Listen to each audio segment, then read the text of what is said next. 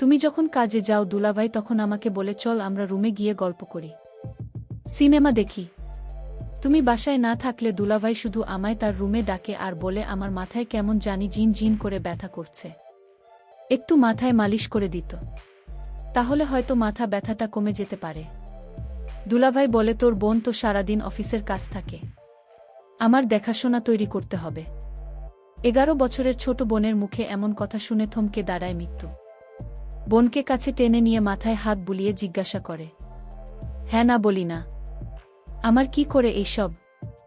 উনি তোমার ভাইয়ের মতো, তোমায় অনেক স্নেহ করে। এই দিন তুমি কাজে যাওয়ার পর দুলাভাই আমারে কইল হয় না পানিতে, আমি পানি নিয়ে যেতে আমাকে বলল তোর অনেক টাকা দিন, তুই স্কুলে গিয়ে ফুচকা খাবি, বন্ধুদের নিয়ে ঘুরতে পারবেন, তুই শুধু আমার একটা কথা লাগবে। দুই ভাই কি বলতে চায় তা না শুনে আমি চলে এলাম। মৃত্যু চমকে উঠল, কি শুনছে ছোট বোনের মুখে এসব? একমাত্র ছোট বোন হয় না, বাবা মা ছোট থাকতেই মারা যায়। বাসায় বাসায় কাজ করে দুজনের পেট চালাত মৃত্যু। একদিন শাকিলের সাথে পরিচয়। শাকিল ছিল কেয়ারটেকার, সেই বাসায় কাজ করত, কিন্তু প্রথম প্রথম লজ্জার কথা বলতে পারত না শাকিলের সাথে। আস্তে আস্তে দুজনের প্রেম করে তারপর বিয়ে।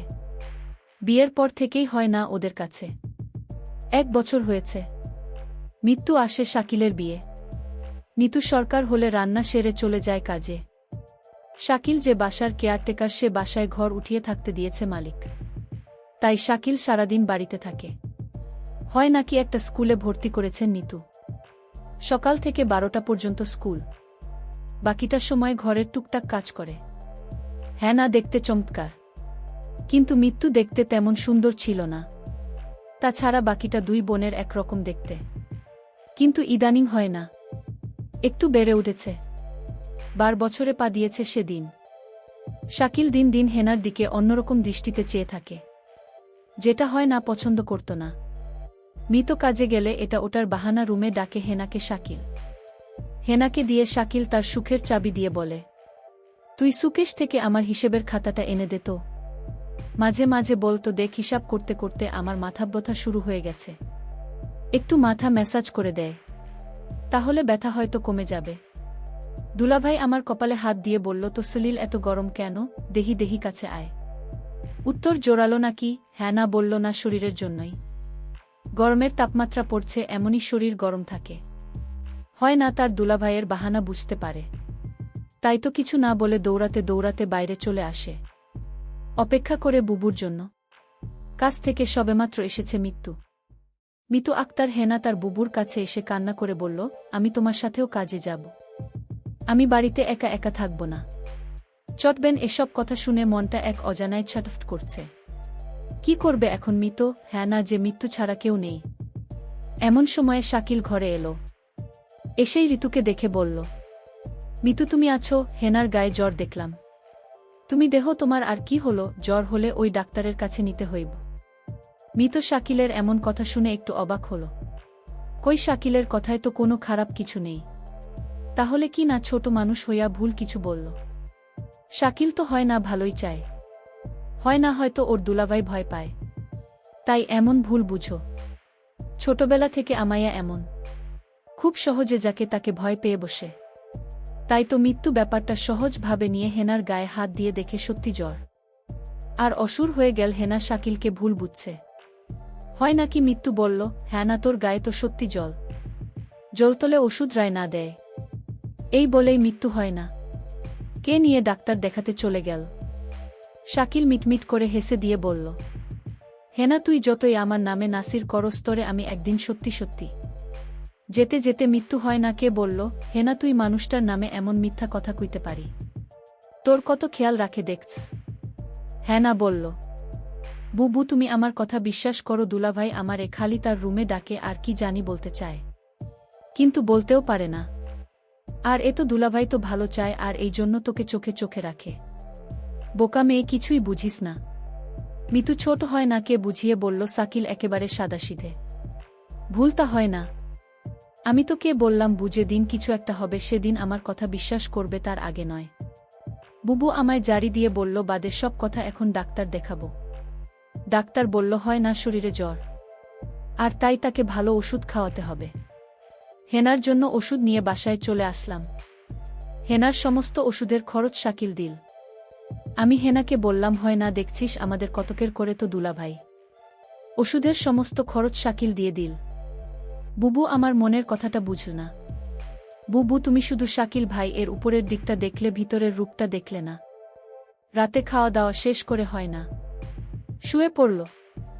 আমি হেনাকে বললাম, কিরে হেনা, তুই ওষুধ খেলি না? ওষুধ না খেলে তোর জোট ভালো হবে না, তুই দিন দিন অসুস্থ হয়ে যাবে। বুবু, আমার গায়ে জ্বর নেই, আমি ওষুধ খাব না, আমি সুস্থ আছি। কি বলছিস পাগলি মেয়ে? ডাক্তার বলল জ্বর আছে, আর সে বলছে জনি। বুবু, জোরাজুরিতে আমি জ্বরের ওষুধ খেয়ে নিলাম। আমার কিছু করার ছিল না।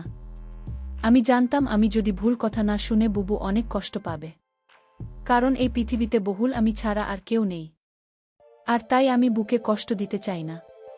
কিন্তু বুবু আমার একটা কথা কোনোভাবেই বিশ্বাস করছে না। কিন্তু বিশ্বাস করবে সেদিন, যেদিন আমার একটা কিছু হবে, তার আগে না। কিছুদিন পর বুবুর অফিস বন্ধ দিয়েছিলে 1 সপ্তাহে। সারাদিন বহু বাড়িতে থাকত। আমি স্কুলে যেতাম আর 12টা বাজে চলে আসতাম। কিন্তু বুবু এই 1 সপ্তাহ বাড়িতে থাকতে শাকিল ভাই কেমন জানি হয়ে গেছে। দুলাভাই মেজাজ দেখে খিটখিটে হয়ে গেছে। আমার মনে হয় বহু বাড়িতে থাকায় দুলাভাই এটা কিছুতেই সহ্য করতে পারছে না। পরদিন আমি স্কুল থেকে ফিরলাম, রুদ্র দিয়ে আসলাম। শরীর গরমে মনে হয় পুড়ে যাচ্ছে। দুলাভাই তখন আমার কপালে হাত দিয়ে বলল, সর্বনাশ, মেয়েটা তো আজ জ্বরে পুড়ে যাচ্ছে, তাড়াতাড়ি চলো ডাক্তারের কাছে নিয়ে যাই।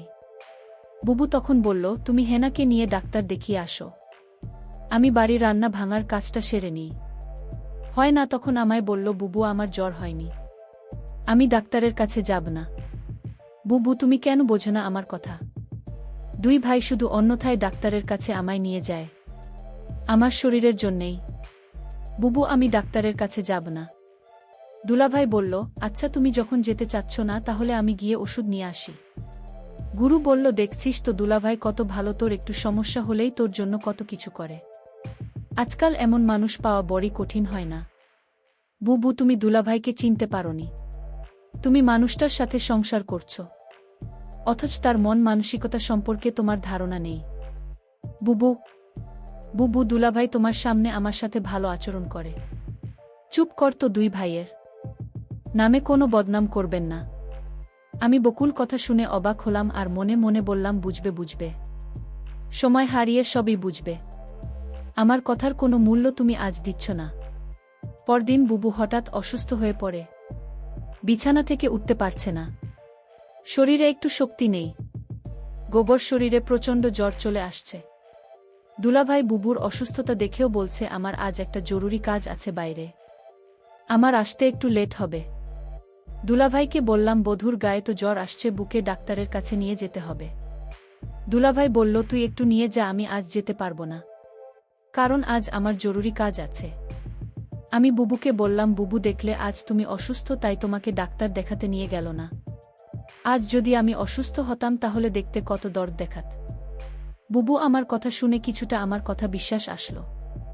বুবু তখন মনে মনে বলল, ঠিক আছে, শাকিলের মতো লোক সম্পর্কে আমার জানতে হবে। শাকিল কি আসলে সে উপরে উপরে ভালো, নাকি সত্যিই শাকিল একজন ভালো মানুষ? রাতে শাকিল ঘরে ফিরল, ডাইনিং টেবিলে খাবার ছিল। সে নিজে হাতে খাবার খেয়ে সোজা ঘুমিয়ে গেল। আমি আশ্চর্য হয়ে গেলাম, আমার খুব কষ্ট হচ্ছিল।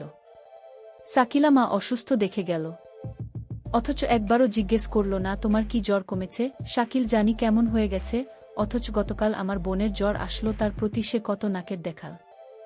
এসব চিন্তা করতে করতে আমার রাতে ঘুম হচ্ছিল না, আমি সারা রাত ঘুমাতে পারিনি।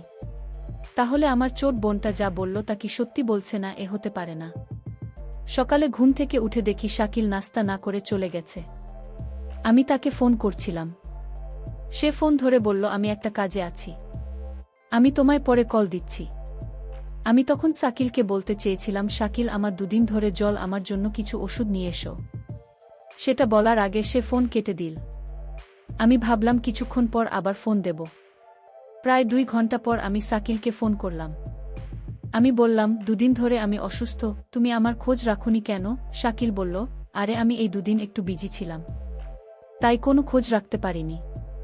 তারপর আমি বললাম, যদি পারো তাহলে আমার জন্য কিছু ওষুধ নিয়ে এসো। ঠিক আছে আমি নিয়ে আসব, এখন ফোন রাখ। আমার মনে হলো আমি তাকে ফোন দিয়ে বিরক্ত করেছি। একদিন রাতে শাকিল ঘুমাচ্ছিল। হঠাৎ মধ্যে রাতে দেখি শাকিলের রুমে নেয়। আমি রুমের চারদিক ভালো করে খুঁজতে লাগলাম। কোথাও শাকিলকে দেখতে পেলাম না। তারপর দরজা খুলে রুম থেকে বের হয়ে দেখলাম হয় না দরজার কাছে গিয়ে হেনাকে ডাকছে। আমি বললাম, শাকিল তুমি হয় নাকে ডাকছো কেন? শাকিল আমাকে দেখে চমকে গেল। শাকিল বলল, আর বলো না, হয় না ঘরে আমার ল্যাপটপটা রাখা ছিল, তাই হেনাকে ডাকছি। কারণ ল্যাপে অনেক হিসেব পড়ে রয়েছে, তা আজ রাতের শেষ করে অফিসে জমা দিতে হবে। শাকিল তুমি আমার সাথে মিথ্যা বলো না। আমি জানি তুমি জব করো না, আর তাহলে তোমার অফিসে কিসের কাজ? মিতু তুমি আমার মুখের উপর তর্ক করো না।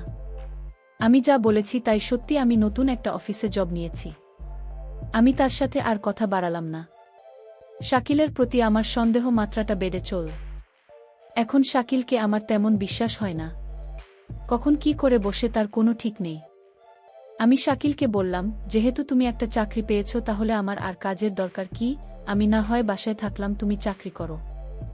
শাকিল তখন আমায় ধমকের সুরে বলল, তোমার জীবন রয়েছে, তার লেখাপড়ার খরচ কি আমি দিব? তুমি তোমার কাজ করো, আমি আমার কাজ করি। শাকিলের কথা শুনে বুঝতে পারলাম তার আসল চেহারাটা বের হয়ে আসছে ধীরে ধীরে। আমি বললাম, ঠিক আছে শাকিল, তোমার কোনো চাকরি করতে হবে না, আমি তো আছি। দেখলাম শাকিল অনেক খুশি হয়ে গেল। পরদিন আমি কাজে চলে গেলাম। বাড়িতে হয় না আর শাকিল। আমার এই দিন কাজে কিছুতেই মন বসছিল না, কারণ আমার খুব চিন্তা হচ্ছিল আমার বোনটাকে নিয়ে। আমি যেখানে কাজ করতাম সেই মালিককে বললাম, আজ আমায় একটু আগে ছুটি দিয়ে দেন, আমার বাসায় একটু সমস্যা। মালিক বলল, ঠিক আছে, আজ তোমাকে আগে ছুটি দিয়ে দেব। কোনো রকম অফিসের সময়টা গেল। আমার ডিউটি হচ্ছে সকাল 8টা থেকে রাত 8টা, কিন্তু আজ আমি বিকাল 4টায় ছুটি নিয়ে বাসায় চলে আসলাম। বাসায় এসে দেখি বাড়িতে কেউ নেই, একদম নিবিড়। আমি হেনাকে ডাকছি, হয় না কোথায় তুই? আবার শাকিলকে ডাকছি, শাকিল কোথায় তুমি? আমি কারো সাড়া শব্দ পেলাম না। সমস্ত বাড়ি খুঁজছিলাম, কাউকে দেখতে পাচ্ছিলাম না। শুধু একটা জায়গা বাকি ছিল, আর সেই জায়গাটা হল বাথরুম। আমি বাথরুমের দিকে গেলাম, গিয়ে যা দেখলাম তা দেখে আমার মনে হচ্ছিল আমার দম আটকে গেল।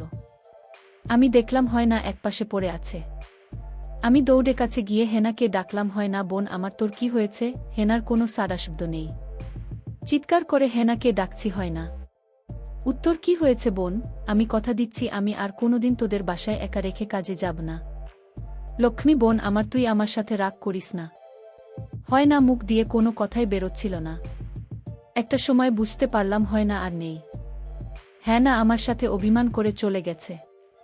হ্যাঁ না মরে গেছে। আমি কাঁদছিলাম আর বলছিলাম, হয় না বোন আমার, তুই একবার উঠে যে, আমি কথা দিচ্ছি এখনই তোকে নিয়ে অন্য কোথাও চলে যাব। হ্যাঁ না আমার কথা শুনছিল না। শুনবে কি করে, সে তো মরে গেছে। আমি হেনার হাতে একটা চিঠি দেখতে পেলাম। চিঠিটা তার হাত থেকে নিয়ে খুলে দেখলাম। চিঠিতে লেখা ছিল, বুবু তুমি আমার কথা বিশ্বাস করছিলেন না। আমি অনেক কষ্ট নিয়ে দুনিয়া থেকে চলে গেলাম। এর কারণ হলো আমার দুলাভাই। বহু তুমি আমাকে ক্ষমা করে দিও। আর তোমার প্রতি একটা অনুরোধ, তুমি শাকিলকে ছেড়ে চলে যেও, তা না হলে আমার আত্মা শান্তি পাবে না। আমার আর বুঝতে বাকি রইল না কেন হয় না দুনিয়া ছাড়ল। কি ঘটেছিল? আমার বোন ঠিকই বলেছিল, বুবু তুমি সময় হারিয়ে সব বুঝবে। আজ আমার বোনের কথার ফল আমি পেয়ে গেলাম, কিন্তু আমি এর শেষ দেখে ছাড়ব। আমি শাকিলকে খুঁজতে লাগলাম। আমি শাকিলকে কোথাও খুঁজে পাচ্ছিলাম না। তারপর আমার বোনের হাতে চিঠি দিয়ে শাকিলের নামে মামলা করলাম। শাকিলের সারা জীবনের জেল হয়ে গেল। বন্ধুরা, আমি কষ্ট করে তোমাদের জন্য গল্প তৈরি করি। যদি গল্পটি ভালো লাগে তাহলে ভিডিওতে একটি লাইক করে পাশে থাকবেন। আর এরকম নতুন নতুন গল্প পেতে আমার চ্যানেলটি সাবস্ক্রাইব করে পাশে থাকবেন। ধন্যবাদ।